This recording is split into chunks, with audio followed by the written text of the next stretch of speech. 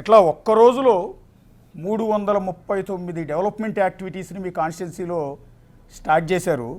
మిమ్మల్ని చూస్తుంటే మీ తోటి ఎమ్మెల్యేలకే కాదు మాకు కూడా జలసీ వస్తోంది. ఎలా సాధ్యమవుతుంది మీకు ఇది?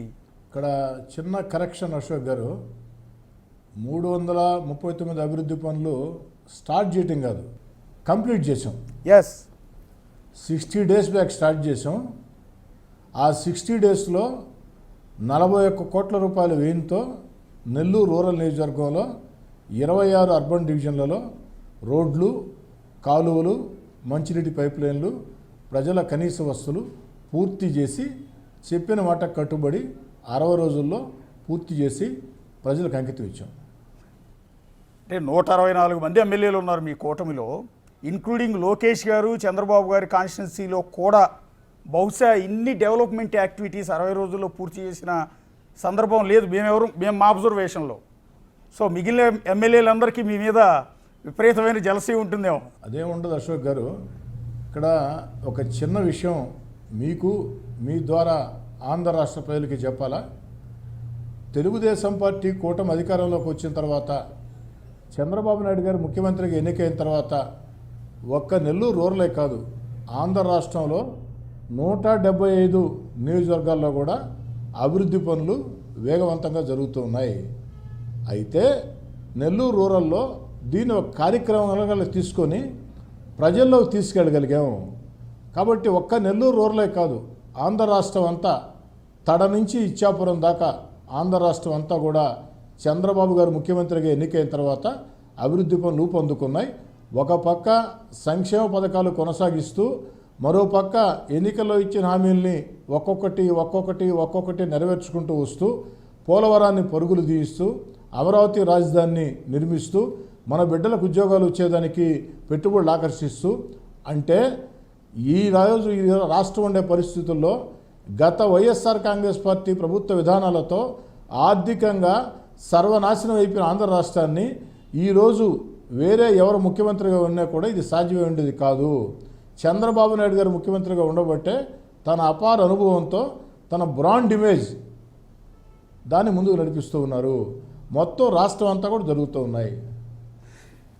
ఎస్, కోటమిరెడ్డి గారిని యాక్చువల్లీ ఆంధ్రప్రదేశ్ క్యాబినెట్లో మంత్రిగా మీ అనుచరులు, మీ మద్దతుదారులు, టీడీపీ కార్యకర్తలు అందరూ కూడా కోరుకున్నారు యాక్చువల్లీ మీరు ఉంటారు ఖచ్చితంగా క్యాబినెట్లో అని. ఎందుకని చూడలేకపోయాము మేమందరం? ఇక ఫ్యూచర్లో ఏమన్నా అవకాశం ఉందా?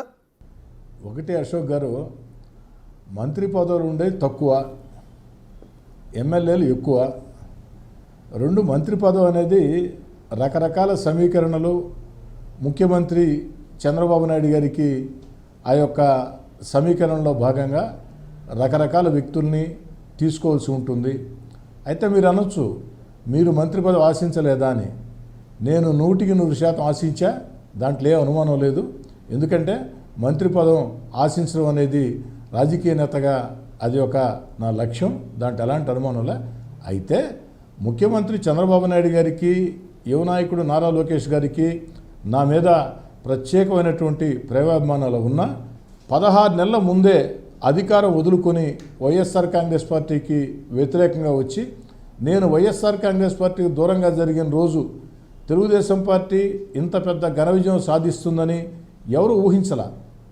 మరి ఆనాడు జగన్ గారితో నాకు కుదరక నేను వచ్చినప్పుడు ఆ 16 నెలలు జగన్మోహన్ రెడ్డి గారితో నేను వ్యతిరేకంగా పోరాటం చేసేటప్పుడు అడుగడుగున చంద్రబాబు నాయుడు గారు, నారా లోకేష్ గారు నన్ను ప్రోత్సహించారు, భుజం తట్టారు.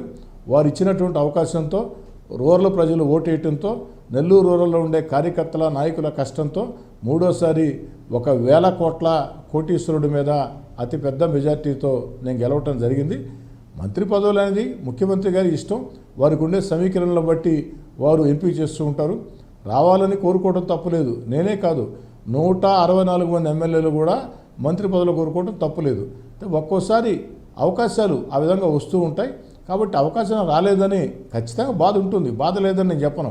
కానీ రాలేదని చెప్పని నేను గమ్ముగుండటం, అసంతృప్తి, ఇవి నాకు అలవాట్లేని పనులు.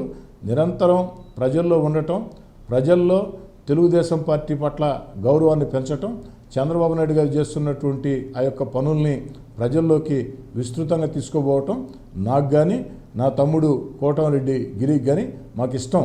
మేము జనంతో ఉంటాం, జనం కోసం పనిచేస్తాం. మేము ఉన్నటువంటి పార్టీ గౌరవం పెరిగేదానికే పనిచేస్తాం. మాతో నడిచే కార్యకర్తల నాయకుల వారి గౌరవాన్ని కాపాడేదానికి వారి పరిరక్షణ కోసం నిరంతరం పనిచేస్తాం. నేను కానీ నా తమ్ముడు కోటమిరెడ్డి గిరి కానీ. అంటే బేసిక్గా 124 మంది మంత్రి పదవులు ఎక్స్పెక్ట్ చేయటం వేరు, కోటమిరెడ్డి స్థానం వేరు కదా. అంటే మీ ఈక్వేషన్లో పర్టికులర్గా నెల్లూరు జిల్లా, ఆ నెల్లూరు జిల్లాలో పార్టీని గెలిపించడం, రెండోది రెడ్డి సామాజిక వర్గం నుంచి రావటం, 3 అధికార పార్టీని వదిలిపెట్టి ఆ రోజు కష్టకాలంలో కేవలం 23 సీట్లతో పరిమితం అయిపోయి 4 ఆల్రెడీ పార్టీ జంప్ అయిపోయే ఎమ్మెల్యేలు, చాలా క్లిష్ట దశలో ఉన్న దశలో మీరు పార్టీ వదులుకుని అధికారాన్ని వదులుకుని ఈ పార్టీలోకి వచ్చారు. సో అలాంటి వ్యక్తికి మంత్రిగా చూడాలనుకోవటం అనేది మీ కార్యకర్తలు తప్పు కాదు. సో టీడీపీ ఎక్స్పెక్ట్ చేయటం కూడా తప్పేమి కాదు. అందుకు నేను అంటున్నది. జరిగిపోయింది అశోక్ గారు. మంత్రి పదవి నాకు ఇవ్వకున్నా నాకు చంద్రబాబు నాయుడు గారు, లోకేష్ గారు ప్రత్యేకమైనటువంటి ప్రాధాన్యత ఇస్తారు, నన్ను ఆ విధంగా గౌరవిస్తారు. కాబట్టి జరిగిపోయింది కాబట్టి దాని గురించి అంతకంటే మాట్లాడుకోవాల్సిన అవసరం లేదని నా అభిప్రాయం. అంటే మీకు వైఎస్ఆర్ కాంగ్రెస్ పార్టీ ప్రభుత్వం ఉన్నప్పుడే యాక్చువల్లీ జగన్ గారు మీకు మంత్రి పదవి ఇస్తానని మోసం చేశారు ఒక విధంగా. అదే నేను ఏమంటానంటే దాని మోసం అన్న పెద్ద పదం కూడా వాడటం నాకు ఇష్టం లేదు. జగన్మోహన్ రెడ్డి గారు 2019 ముందు నాలాంటి వాళ్ళకి 4 గోడల మధ్యలో చెప్పారు. బహిరంగంగానే కొంతమంది ఎమ్మెల్యేలకి బహిరంగ సభల్లోనే చెప్పారు. కానీ వాటిలో చాలా వరకు నోచుకోవాలి, కొన్ని నోచుకున్నాయి, కొన్ని నోచుకోవాలి. అది అప్పటి ముఖ్యమంత్రి గారి పరిస్థితులను బట్టి, వారికి ఉన్నటువంటి వెసులుబాటు బట్టి ఉంటుంది. కాబట్టి జగన్ గారు చెప్పిన మాట వాస్తవం, కానీ నాకు చెప్పి 4 గోడల మధ్యలోనే. కానీ కొంతమందిని అయితే బహిరంగ సభలో ప్రకటించారు. ఏమైంది? చేయగలిగారా? చేయలేదు కదా. సో అంటే అక్కడ ఆ ప్రభుత్వంలో మీరు అత్యధికంగా అప్పట్లో ఇష్టపడిన వైఎస్ రాజశేఖర రెడ్డి గారంటే మీరు ఎంత అభిమానం, జగన్ మీరు ఎంతగా అభిమానించారు అనేది మా అందరికీ తెలుసు. అంతగా అభిమానించిన ఆ పార్టీలో మంత్రి పదవి రాలేదు. సరే త్యాగం చేసి పార్టీ మారి ఇక్కడికి వచ్చి ఆ రోజు ఎమ్మెల్సీ ఎన్నికల్లో ఓటేసి ఇంత చేసిన తర్వాత ఈ ప్రభుత్వంలోనూ మంత్రి పదవి రాలేదు. ఆ డిసప్పాయింట్మెంటు ఉంటుంది సహజంగా. అంటే మీరు ఎక్కడ ఎక్స్ప్రెస్ చేయట్లేదు మీ పార్టీ నాయకుల్ని, మీరు ఎందుకు డిమాండ్ చేయటం లేదు అని. రాజకీయాల్లో డిమాండ్ చేస్తేనో అడిగితేనో పదవులు వస్తాయనుకుంటే అమాయకత్వం అశోక్ గారు. నా పట్ల మీకున్నటువంటి ప్రేమకి చాలా చాలా ధన్యవాదాలు. కాబట్టి గతించిన గతం, భవిష్యత్తు గురించి ఆలోచన చేద్దాం. కానీ మళ్ళీ చెప్తున్నా, రాజకీయాల్లో డిమాండ్ చేస్తేనో అడిగితేనో అవకాశాలు రావు. పరిస్థితులను బట్టి అధినాయకుడు నిర్ణయం తీసుకుంటాడు. కాబట్టి ఆ యొక్క అధినాయకుడి నిర్ణయం ప్రకారం నడుచుకోవటం నా అలవాటు. అంటే బేసిక్గా మీరు ఆ రోజు కోటమిరెడ్డి శ్రీధర్ రెడ్డి గారు పార్టీ నుంచి బయటికి రావటం అతిపెద్ద సంచలనం. ఆ రోజు నిజంగా జగన్ ఫ్యామిలీని వదిలిపెట్టి కోటమిరెడ్డి గారు బయటకు వస్తారు అంటే ఎవరు నమ్మలా. కానీ ఆ రోజు మీరు ఒక బాధాకరమైన పరిస్థితుల్లో బయటకు వచ్చారు. కొన్ని సంచలనమైన ఆరోపణలు జగన్ గారి మీద చేశారు. అట్లాగే పిఎస్ఆర్ ఆంజనేయుల మీద, మీ ఫోన్ ట్యాపింగ్కి సంబంధించి కొన్ని ఆడియోలు పంపించారని ఆయన మీద అలిగేషన్ చేశారు. అట్లాగే ఎట్లా చెప్పాలి, అతన్ని ఒక రాజకీయ నాయకుడు కూడా కాదు, ఒక వ్యక్తి మీకు ఫోన్ చేసి నెల్లూరు నుంచి మిమ్మల్ని తాడుగట్టుకుని ఈడ్చుకెళ్తాను అన్న మాటలు కూడా భరించారు మీరు ఆ సందర్భంలో. అలాంటి కోటమిరెడ్డి ఇప్పుడు